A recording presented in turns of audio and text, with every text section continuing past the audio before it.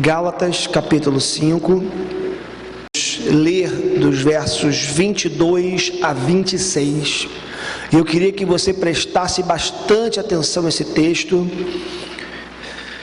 logo de início, para que possamos aqui falar sobre o fruto do Espírito dentro de casa, tá bom? Gálatas 5, de 22 a 26. Todos acharam? Amém? Amém? Mas o fruto do Espírito é amor, alegria, paz, paciência, amabilidade, bondade, fidelidade, mansidão e domínio próprio. Contra essas coisas não há lei. Os que pertencem a Cristo Jesus crucificaram a carne com suas paixões e os seus desejos. Se vivemos pelo Espírito, andemos também pelo Espírito. Não sejamos presunçosos, provocando uns aos outros e tendo inveja uns dos outros. Pai, que o Teu Espírito nessa manhã mais uma vez ministre vida ao nosso coração. Nós não damos conta aqui de por nós mesmos extrairmos verdades eternas e absolutas do texto sagrado. Por mais claras que estejam, Senhor, essas verdades, precisamos do Teu Espírito para iluminar os nossos olhos espirituais e aplicar as verdades que o Senhor deseja aplicar no nosso coração nessa manhã. Ajuda-nos pela Tua graça. Ajuda o Teu povo que veio aqui ouvir a palavra. Ajuda a mim também, que preciso tanto do Senhor, porque não consigo, não posso, não sei e não quero fazer aquilo que só o Senhor pode fazer. Então que seja realmente o Senhor agindo nas nossas vidas pela Tua graça, Senhor, e misericórdia. Em nome de Jesus oramos. Amém. Amém. Queridos, Gálatas é uma carta que Paulo escreveu. Paulo escreveu essa carta à igreja que se encontrava na Galácia. E a igreja que se encontrava na Galácia tinha uma característica muito interessante. Essa igreja, muito cedo, ela recebeu algumas pessoas, digamos assim, algumas pessoas se converteram. Estou falando de alguns judeus que se converteram, ao cristianismo. Lembrem comigo que o judeu, alguém muito influenciado e marcado pela lei de Moisés. A lei de Moisés é algo muito importante para um judeu. Coisas como a circuncisão é um preceito inegociável dentro do judaísmo. Guardar o sábado, por exemplo, e outras práticas cerimoniais que os judeus não abriam e não abrem mão delas, muitas delas até hoje. E aqui o que está acontecendo na carta aos Gálatas, nessa igreja na Galácia, é que havia um grupo de judeus que se converteu ao cristianismo, mas que tentou, por assim dizer, introduzir, resgatar as práticas do judaísmo dentro da igreja. Então, assim, havia uma discussão muito grande a respeito da circuncisão, havia uma discussão muito grande a respeito das festas religiosas, havia uma discussão muito grande ao lugar adequado para se adorar a Deus. Enquanto Jesus já tinha vindo, ensinado, propagado, ensinado para os seus discípulos, e os seus discípulos e apóstolos agora já vinham difundindo essa ideia de que não temos que mais pensar na circuncisão como sendo uma condição sine qua non. O sujeito ele não pode entrar no reino de Deus se não for circuncidado, não fazer parte do povo de Deus se não for circuncidado. Jesus já havia quebrado a questão do sábado, dizendo que o homem, o ser humano, é muito mais importante do que um dia. Jesus já havia quebrado a ideia de um lugar específico para culto, quando, por exemplo, se encontra com a mulher samaritana, que quando Jesus pega na ferida dela, quando Jesus encontra o ponto nevrálgico da existência dela, o drama pessoal dela, o vazio dela, espiritual e existencial, ela tenta uma saída teológica, que é o lugar da adoração. E Jesus vira para aquela mulher e diz: mulher, olha, vai chegar o dia, já chegou, em que os verdadeiros adoradores adorarão o Pai em espírito e em verdade. Não é mais Jerusalém ou em Samaria, qualquer lugar é lugar. porque o que importa é o estado do coração, o que importa é o teu interior. O exterior é o que menos importa, se é dentro da igreja ou na rua, se é numa célula na sua casa ou na escola, se é dentro do ônibus ou até dentro do banheiro, isso é o menos importante. O mais importante é o estado do seu coração. Mas naquela igreja havia esse resquício, mais do que um resquício, havia uma força se levantando, tentando destruir, desconstruir o que Jesus havia construído e deixado como legado para os seus discípulos. E o que acontece é que Paulo escreve essa carta justamente, dentre outras coisas, para exortar aquela igreja. Tanto é que logo no início, no capítulo 1 de Gálatas, se não me falar a memória, Paulo vai dizer: ó insensatos Gálatas, quem vos convenceu, quem vos seduziu a vocês acreditarem no outro evangelho, que na verdade não é evangelho? E Paulo vai dizer: olha, entenda uma coisa, mesmo que um anjo do céu, olha que Paulo vai dizer, apareça, desça a vocês, apareça e pregue um outro evangelho, para além do que eu já vos ensinei, que vocês considerem anátema, o maldito esse evangelho. Paulo está dizendo o seguinte: repudiem completamente qualquer coisa que seja diferente do ensino que eu ministrei a vocês, que nós apóstolos ministramos a vocês. Mas quando chega no capítulo 5, depois de Paulo falar sobre essa questão da lei, da graça, do evangelho, vimos na semana passada aqui, falamos sobre o capítulo 4 de Gálatas, quando Paulo manda que nós nos enchamos, venhamos nos encher, melhor dizendo, do Espírito de Deus. Chegamos no capítulo 5 de Gálatas, que é o texto que eu estou lendo para vocês, e Paulo vai falar de uma tensão. Por que uma tensão? Porque antes de falar do fruto do Espírito, se você tiver o trabalho, se der o trabalho em casa de ler os versículos anteriores, Paulo vai ter falado de quê? Das obras da carne. Então Paulo está fazendo um contraponto. Paulo começa falando quais são as obras da carne. Carne o quê? Pele? Não. Nossa natureza pecaminosa, adâmica, rebelde, contrária à natureza de Deus. Paulo vai dizer o seguinte: ó, existem coisas da nossa natureza humana caída, ou seja, que fazem parte do homem natural. Por homem natural, entenda, o homem não regenerado, o homem que não se encontrou com essa graça maravilhosa de Deus. Paulo vai dizer que esse homem natural, as marcas dele são essas: a impureza, a prostituição, a lascívia e tantas outras, fofoca, mentira, um monte de obras da carne, bebedice. Paulo vai falar um monte de coisa. Quando ele termina de dar a sua relação, o seu rol, que não é taxativo, é exemplificativo, ou seja, você não pode reduzir, se o pecado que eu cometi não está aqui nesse rol que Paulo estabeleceu, então não é pecado, estou livre. Não, esse rol, ele é exemplificativo, porque existe uma gama muito maior de atitudes, de pecados, de práticas que afrontam a santidade de Deus. E Paulo vai trazê-las, mas na sequência ele vai dizer: mas o fruto do Espírito é amor, alegria, paz, paciência, amabilidade, bondade, fidelidade, mansidão e domínio próprio. Olha o que ele vai dizer agora: contra essas coisas não há lei. E o que ele está querendo dizer é o seguinte: que na verdade, tentar viver esse padrão excelente de Deus na base da lei é impossível. E é por isso que ele começa dizendo que o fruto é do Espírito. O fruto não é nosso, o fruto é do Espírito. O Espírito que produz isso na nossa vida. E é interessante que ele vai dizer: se vivemos pelo Espírito, andemos também no Espírito, que é a consequência disso. Não sejamos presunçosos, provocando uns aos outros e tendo inveja uns dos outros.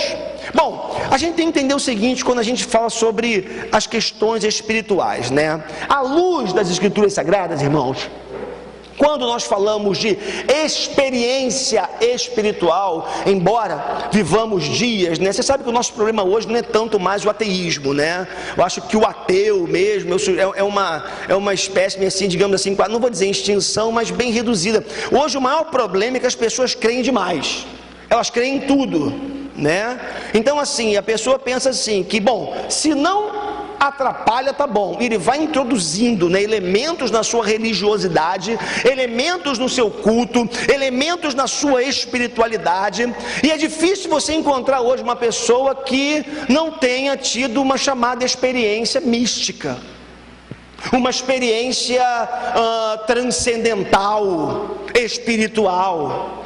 Todavia, à luz das Escrituras Sagradas, quando nós falamos de experiência espiritual, nós estamos falando de experiência com o Espírito Santo.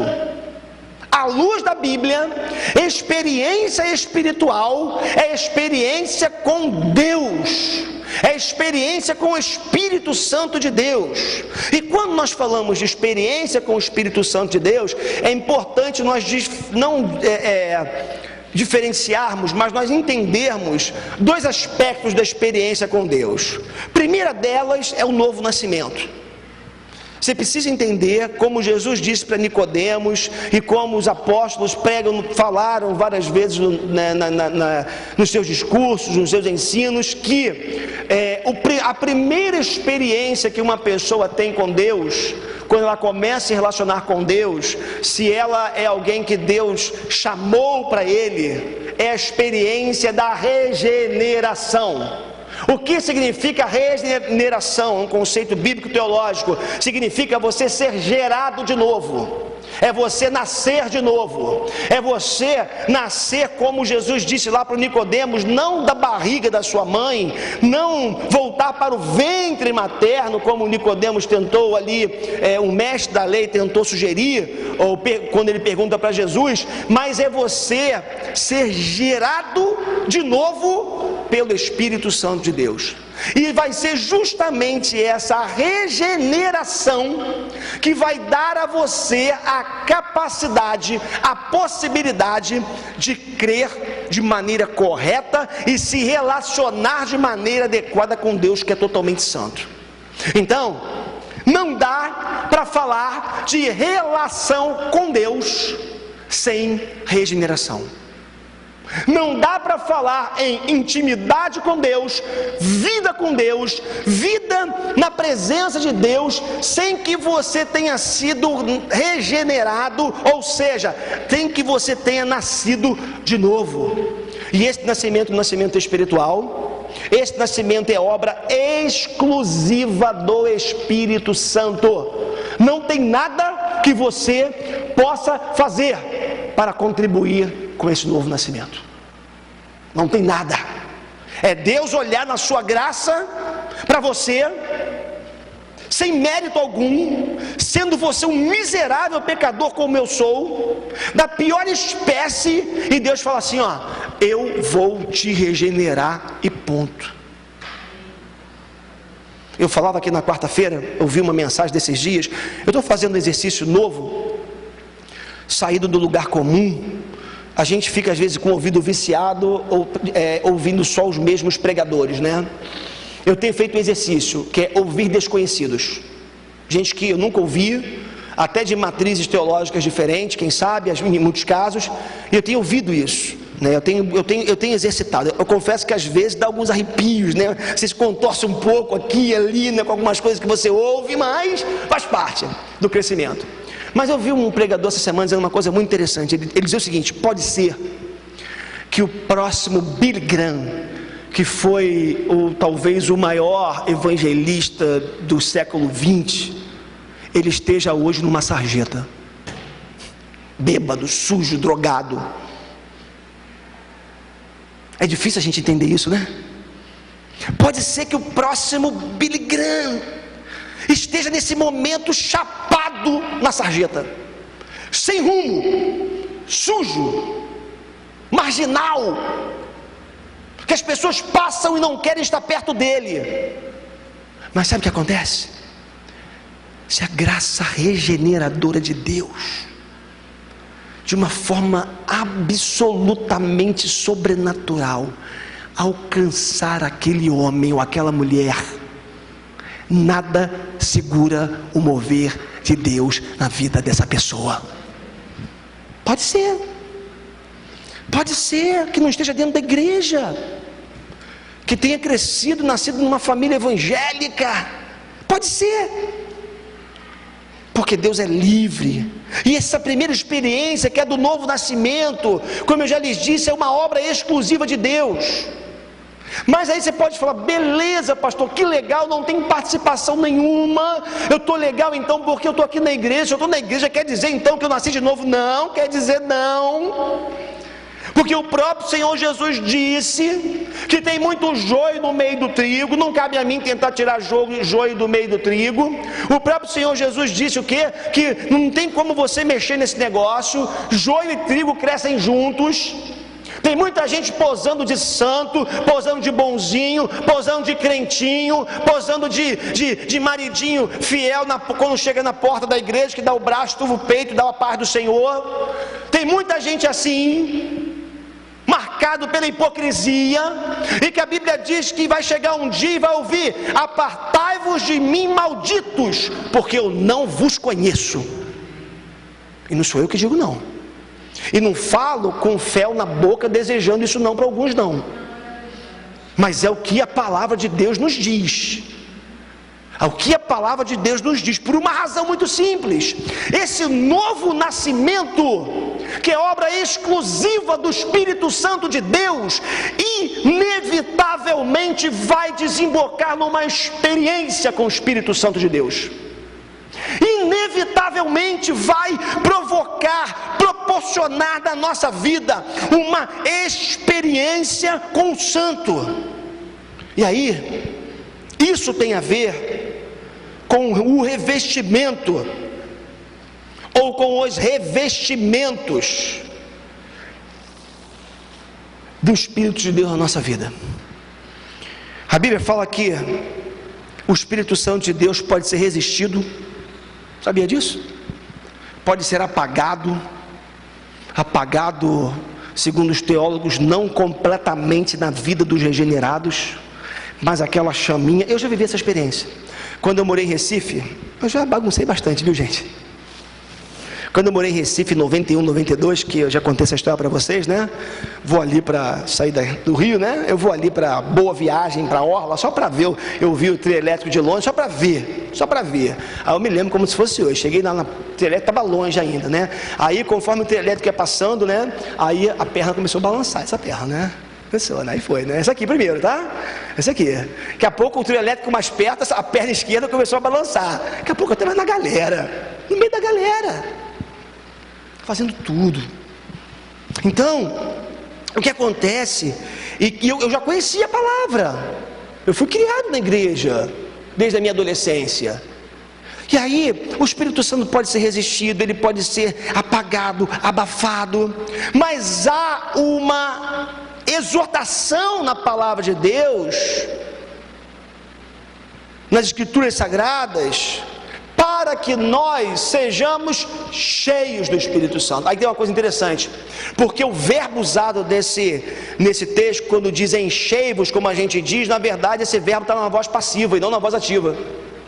Sabe o que significa dizer? Que no original não significa dizer encham-se do Espírito Santo, como se fosse uma ação única e exclusivamente nossa, mas é mais ou menos assim, ó: deixem-se encher.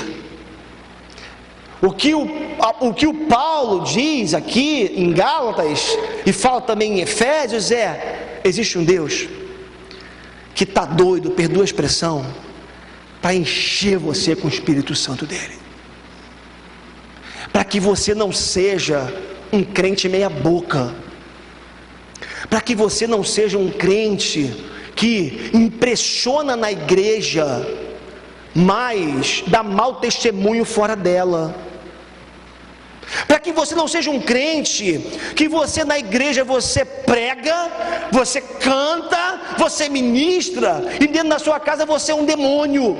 Já viu isso? Que isso, pastor? Tem muito crente que dentro da igreja é o exemplo, a cara, mas dentro de casa está expulsando os filhos, está incentivando os filhos a saírem precocemente de casa porque não aguentam o sujeito ou a sujeita.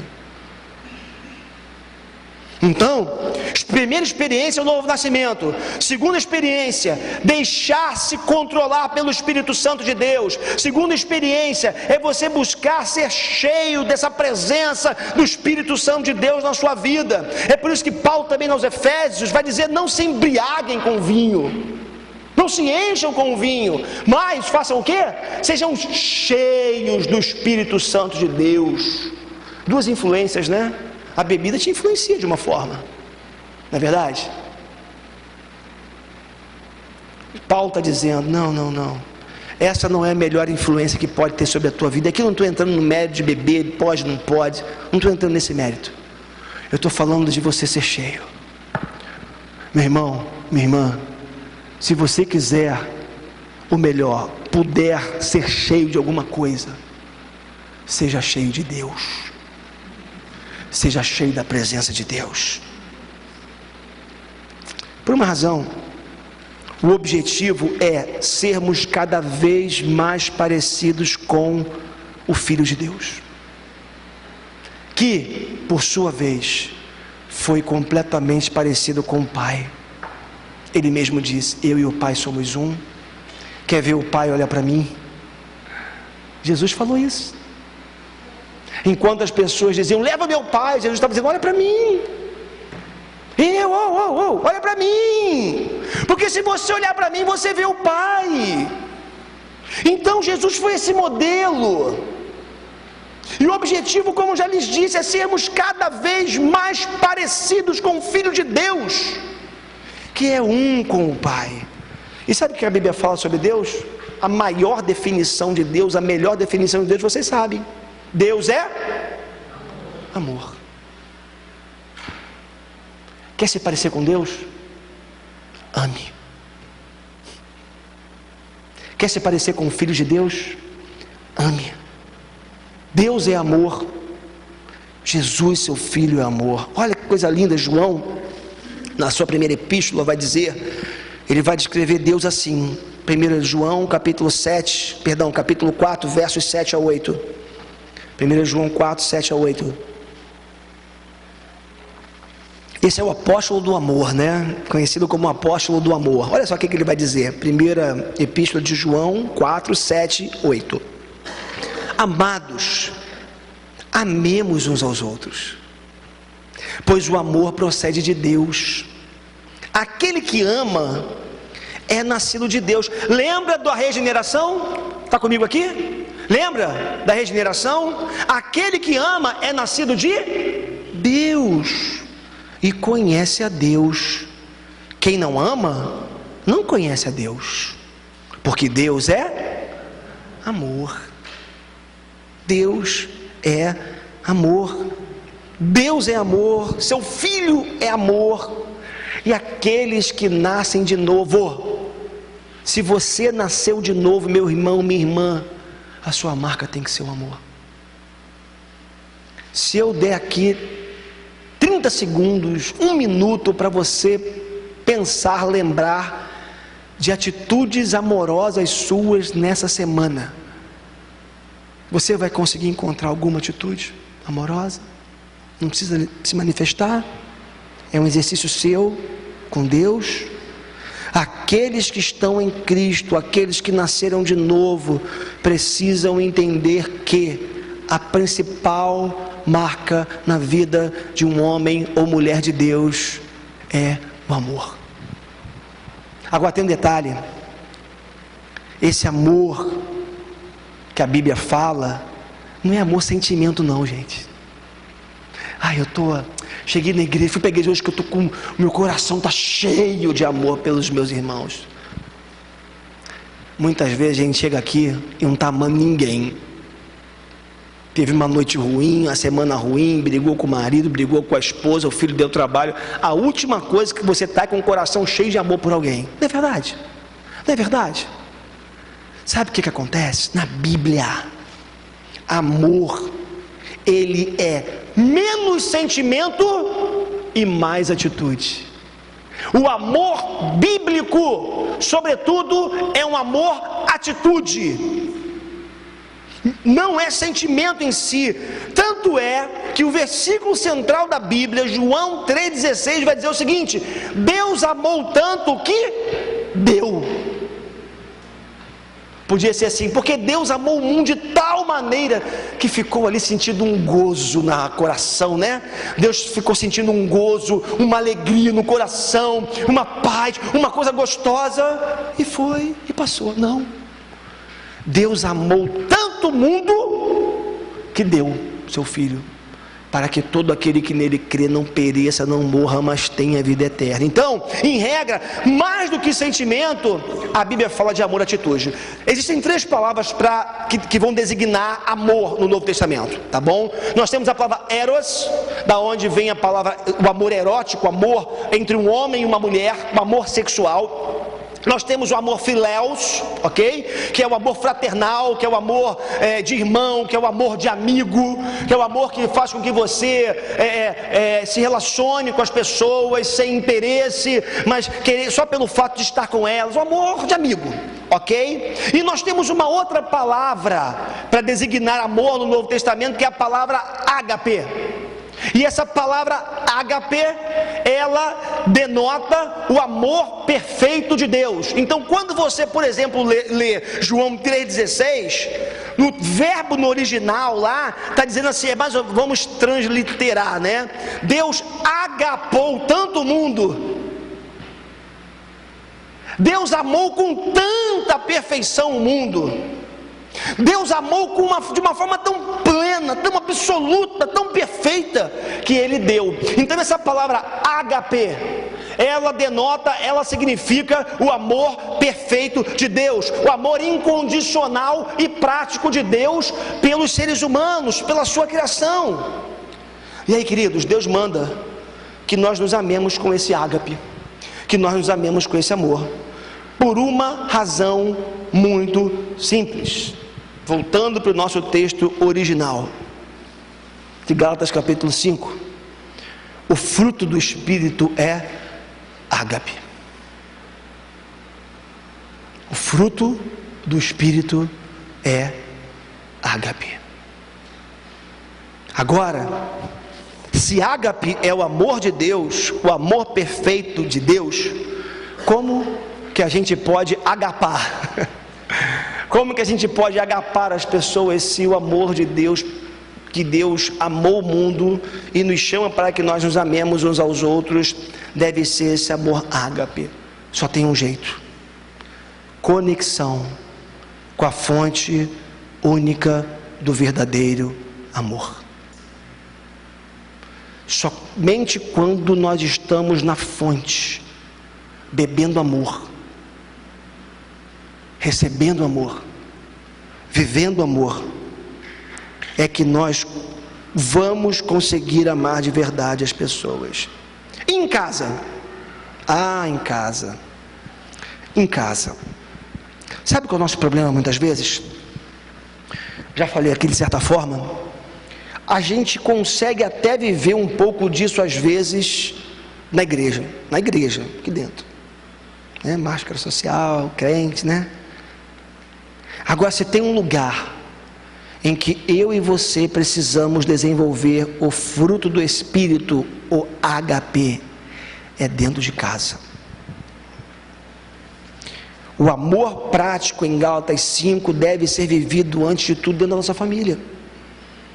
Quem coloca em prática o ágape dentro de casa, onde não dá para usar máscara, vai ter algumas características. Aí, qual é a minha interpretação, a minha leitura de Gálatas capítulo 5, 22 e diante? Para mim, o fruto do Espírito é amor. Fruto do Espírito para mim é amor. Mas Paulo traz uma sequência. Para mim essa sequência, ela traz as expressões práticas desse amor. Porque tudo vai passar, como o apóstolo disse, né? As línguas, as profecias, né? Tudo que você faz aqui vai passar. o que vai ficar? Lembram? O amor. Sabe por quê? Quem vive o ágape se alegra. Eu nunca vi duas pessoas que se amam, ou uma família onde o amor reside, a tristeza ser a marca. Um lar marcado por amor é alegre. Pessoas que dão perdão e recebem amor são alegres. Não tem como. Uma casa cheia de amor é uma casa alegre. Então, o fruto do Espírito é amor, alegria, e continua. Paz. Irmãos, o nosso chamado é para sermos promotores da paz. Se você ama, você não vai querer viver em guerra. Tem um ditado, né, ridículo, absurdo, que diz assim, eu dou já viu essa expressão? Eu dou um boi, é assim? Para não entrar numa briga, mas dou uma boiada para não sair. Deixa eu te dizer uma coisa, você tem que dar uma boiada para não entrar numa briga, e outra boiada para sair dela correndo. Sabe por quê? Porque quem ama promove a paz. Não fica escutando o outro dentro de casa, ouvindo, não para entender, e até quem sabe para se submeter, mas fica ouvindo, criando argumento para contra-argumentar o outro, para rebater, para ganhar discussão. E como a gente viu aqui nas últimas semanas, você até leva briga, até ganha discussão, mas perde o coração do outro. Adiantou alguma coisa? Adianta você impor, ganhar uma discussão contra os teus filhos e perder o coração deles? E ele ter que encontrar na rua quem acolha o coração dele, que é o que acontece? Amor, alegria, paz, paciência. Oh Jesus, fala Senhor. Longanimidade, né? Quer caminhar a segunda milha. É você saber que do outro lado tem alguém que não pensa como você muitas vezes, que não está no mesmo passo que você, que é assim, né? Às vezes na vida, existencialmente falando, você está na frente, o outro está mais atrás, o outro às vezes não tem condições de entender, acompanhar a sua caminhada. Então a longanimidade, o ânimo longo é muito importante. Então alegria, paz, paciência, que essa longanimidade, caminhar a segunda milha, ouvir, falar pouco, como a gente aqui já falava, acho que essa semana, né, nós temos 2 ouvidos e uma boca, é para isso mesmo, ouvir muito, não tem jeito, ouvir. Dizem que as mulheres precisam falar muito, né? É verdade, lá em casa eu tenho 3, né? Sim, tem que ouvir, tem jeito, às vezes, né, quase explodindo. Eu tenho que lembrar que eu tenho que ser longânimo, né? E eu caí na asneira esses dias. Aliás, eu só estou fazendo besteira nas últimas semanas, né? Porque eu confessei semana passada uma coisa que eu fiz lá na discussão nossa de casa. Aí essa semana teve uma outra situação que eu fui perguntar a opinião da Maria Clara, né? Numa situação minha com a Cris. Ela ficou do lado de quem? Da mãe. Não teve jeito, daí eu me lasquei, não teve jeito. Então, longanimidade é a capacidade de você ouvir, de você receber algumas pancadas, não retrucar. Tem gente que se orgulha tanto disso, né? Comigo é assim, bateu, levou. Comigo é assim, falou, vai ouvir. Isso pode ser qualquer coisa, menos bíblico e de Deus. Porque muitas vezes, meu irmão, você vai ter que ser dentro da sua própria casa como ovelha muda perante os seus tosqueadores. Humilhado, maltratado, e acontece dentro de casa mesmo, ferido. Paciência, longanimidade. Quer ver outra manifestação prática do amor? Tudo está aí na sua Bíblia, aí em Gálatas 5, tá bom? Bondade, tem que ser bom. Não, antes tem a amabilidade, perdoe, na minha Bíblia a versão é amabilidade. Tem a ver com doçura. Eu erro muito nisso, eu peco muito nisso, eu sou meio grosso, sabe? Eu sou meio tora, meio, né? A Cristiane, coitada, minha mulher sofre comigo, né? Eu sou meio assim, né? De manhã então, com sono, né, um abraço, com fome, com sono, né? Então assim, ela também tem que ser mais sábia, não pode me deixar, né, assim, com fome, né? E também assim, não nos momentos de maior sonolência também assim, né? Me dá um desconto, né? Assim, tudo bem, tem que ir se conhecendo e trabalhando. Mas doçura, gente, a doçura quebra o outro. A doçura quebra. O cara vem com 4 pedras para você vem com toda a calma. Você quebra. Fala Deus, né? Nas risadas aí e os rostos aí, eu estou percebendo. Fala Deus, né? A doçura quebra.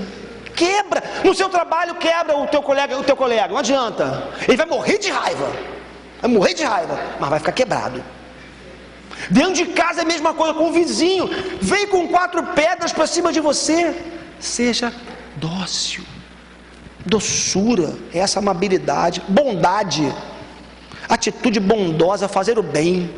Faça o bem, gente. Tem gente que acha que não fazer o mal é o suficiente. Não é verdade. Seja bom, seja generoso dentro de casa, né? Não espera a tua mulher te encher a paciência para lavar a louça. Vai lá e lava a louça. Vai lá e lava. É chato, mas é atitude de bondade. Quer uma coisa que a gente tem que acabar no nosso mundo machista que a gente vive? Hoje eu vou ajudar minha mulher com as coisas da casa. Ajudar, irmãos, isso não existe mais. Hoje em dia a gente compõe renda para sobreviver. E hoje em dia a gente tem a divisão das tarefas, porque todos nós temos responsabilidades iguais em tudo. Acabou esse negócio. É todo mundo aí se virando nos 30 para dar conta de tudo. Fala e faz, para com esse negócio. A toalha molhada na cama irrita o outro. Tira a toalha molhada, o que custa tirar a molhada de lá? Mas eu acostumei a vida inteira assim, minha mãe deixava. Tua mãe deixava, fazer o quê, né? Mas agora tu está casado, não está casado com a tua mãe, casou com uma mulher, casou com um homem, não tem jeito. Que é uma velha história, né? Casa com a mãe então, né? Que aí está tudo resolvido. Bondade, seja bom dentro de casa, não espere o outro pedir. Atitudes generosas de bondade, de ação nesse sentido. Fidelidade, irmãos. Nós vivemos num mundo infiel, numa sociedade infiel. Eu não estou falando só de traição, não. Embora seja algo muito sério, isso à luz de Deus. A gente é infiel de várias formas. Nós somos infiéis quando nós não, por exemplo, quando nós damos a palavra, empenhamos a palavra aos nossos filhos sempre e nunca cumprimos. Somos infiéis. Olha, sábado a gente vai ficar junto, aí passa 1 mês, 2 meses, cara, nunca consegue ficar com a família no sábado, ou a cara. A gente é infiel, sabe como também? Quando a gente não cumpre o nosso papel de educador dentro da nossa casa, os nossos filhos. Isso é infidelidade. Por quê? Porque a infidelidade quebra a confiança. E tudo o que o seu filho, a sua filha precisam é dessa confiança. Ter alguém que eles sabem é a minha referência, é o meu norte. Nele eu confio, nela eu confio. Mas quando a gente quebra isso, ou quando a gente rompe com essa responsabilidade, compromisso, nós de pais educadores que somos, nós estamos sendo infiéis naquilo que significa ser uma família. A fidelidade, não vou nem aqui falar de casamento, né, gente? Relacionamento, né? Se você está casado com um homem, tem que ser fiel a esse homem. Se você está casado com uma mulher, fiel a essa mulher. Se você tem uma relação com alguém, não tem jeito. Não dá para flertar com o outro, não dá para... E cuidado com os olhos. Porque Jesus disse o quê? Que adultério, lá na lei estava dizendo que se você fosse para a cama com outra mulher, isso já era adultério. Jesus vai dizer o seguinte: porém eu vos digo, aquele que olhar para uma mulher e para um homem também, tá bom? É que naquele contexto ali, mais do mundo mais, né, patriarcal, focado mais no homem. Sabe o que acontece? Já adulterou com ela ou com ele. Então, cuidado com os olhos, porque muitas vezes começa no olhar e termina na cama. Cuidado com esse negócio, eu me acho forte, eu sou forte. Não, eu só vou dar uma entradinha aqui nesse site aqui, furada. Só vou bater um papo aqui online. Eu já atendi gente que começou com a pretensão de só um papinho com a mulher ali e que acabou com o casamento. Nesses sites de relacionamentos. Tá assim, Assim. Fidelidade, mansidão no falar e no agir, e domínio próprio. Se você ama, se você ágapa, digamos assim, vai estar presente na sua vida alegria, paz, paciência, amabilidade, bondade, fidelidade, mansidão, domínio próprio. Domínio próprio é a capacidade de você dizer não. Dizer não é a capacidade de você ter foco. Domínio próprio é você não se deixar levar pelas suas emoções, não se deixar levar pelos apelos do mundo, não se deixar levar pelo que todo mundo faz, pelo que todo mundo é. É você saber quem você é, conhecer a sua identidade e você não abrir mão da sua caminhada na direção de Deus, na direção de Jesus. Domínio próprio é você negar a si mesmo. Jesus certa vez falou assim: se você quer me seguir, faça o quê? Faça o quê? Toma, negue-se a si mesmo. Uma das coisas mais difíceis que existem é a autonegação. É você, no sentido de você negar a si mesmo. Por uma razão muito simples, tem muitos apelos na sociedade e apelos internos. Então esse negar-se a si mesmo é um negócio complicado muitas vezes. É muito difícil. Sabe onde é que eu estou encontrando força para poder descobrir isso, ou redescobrir isso recentemente? Para exercer domínio próprio? No jejum. Irmãos, não existe, não posso e não consigo, quando você busca Deus, e quando você tem aquilo que Jesus disse, a vida de oração e de jejum. Eu entendi isso recentemente. Se você é capaz de dizer não para a coisa que talvez seja mais fundamental na sua vida, que é o alimento, você começa a perceber em você forças para dizer não para outras coisas, pequenas coisas. Se você é um mentiroso quanto mais, ou seja, mente sem sentir quase, mente, e você fala, mas eu não consigo, eu vejo saiu. Começa a jejuar para você ver. Se você tem vício de pornografia na internet e você fala, mas é mais forte do que eu, não consigo, tenta jejuar para você ver. Se tem coisas na sua vida que te dominam e você fala, eu não consigo, a minha vida inteira eu só tenho sido dominado por isso, eu te digo com temor no coração, porque os postos estão falando para a gente que trava batalhas cruéis com algumas coisas aqui nessa manhã, com alguns vícios na alma nessa manhã, mas eu ouso te lembrar do poder do jejum, do poder da vida devocional, da vida com Deus. Eu tenho experimentado isso na minha vida, e eu tenho percebido como que algumas coisas tinham tanta força na minha vida, hoje não tem mais. Não tem mais. Como é esse amor? Para terminar, o amor é paciente, o amor é bondoso, não inveja, não se vangloria, não se orgulha, não maltrata, não procura seus próprios interesses. Vou casar para ser feliz. Vou arrumar alguém, quase que vou arrumar um trouxa para me fazer feliz, ou uma trouxa para me fazer feliz, né? Porque eu mereço ser feliz. Não procura os seus próprios interesses. Não se ira facilmente, não guarda rancor. Olha, não guarda rancor, gente. Perdoe. Tem que perdoar. Se você ama, tem que perdoar. Não importa o que foi feito contra você, perdoe, porque o amor perdoa.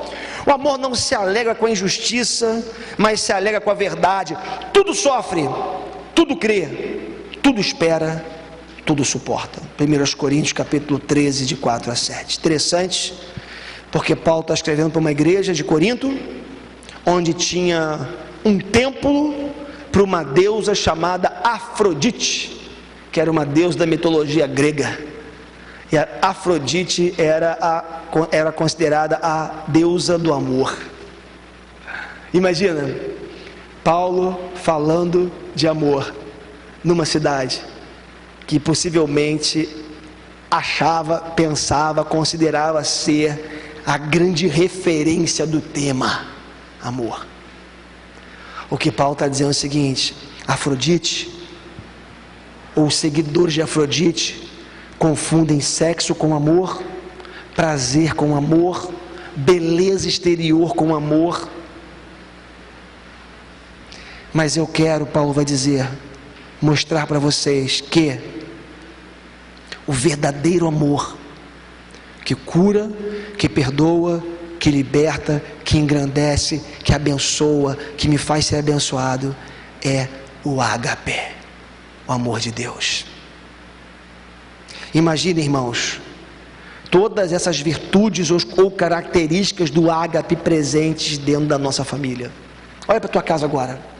Pensa na sua casa, ou no seu oikos, né? A ideia de casa maior até, da sua família. Imagina, paciência, bondade, ausência de inveja do outro, não se vangloriar, não se orgulhar, não maltratar, não procurar seus próprios interesses, não se irar facilmente, não guardar rancor, não se alegrar com a injustiça, ser alegre com a verdade, sofrer por tudo, crer em tudo, superar, suportar tudo. Imagina alegria, paz, paciência, amabilidade, bondade, fidelidade, mansidão, domínio próprio dentro da sua casa. A pergunta que eu te faço para terminar é: o teu lar vai ser um pedacinho do céu, como a gente costuma dizer, ou não vai? É claro, um arranhão aqui, acolá faz parte. Como eu aprendi do Badu lá atrás, né? Muito tempo, né? Badu sempre fazia casamentos ou falando para a família, dizia assim: o problema não é brigar ou não brigar, o problema, a questão é saber brigar. Brigar a gente vai dizer, a gente é diferente, né? Agora você tem que saber brigar. Tem gente, eu não vi a luta do Belfort ontem, né? Tomou um pau, parece, né? Fiquei sabendo que ele tomou um pau, né?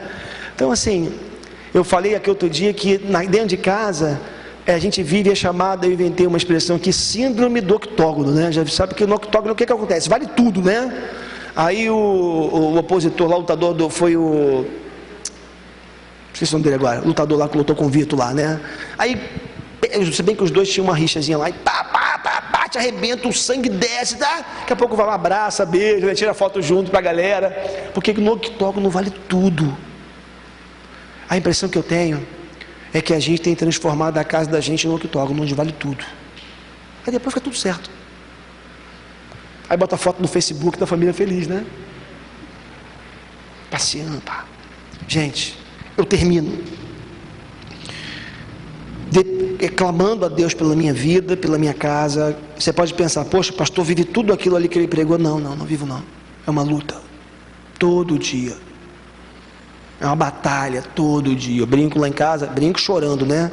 Sair de casa às vezes parece o povo de Israel saindo do Egito, né? Quando Deus mandou, olha, é correndo, sandália nos pés, cajado na mão e vaza do Egito, que o faraó está atrás.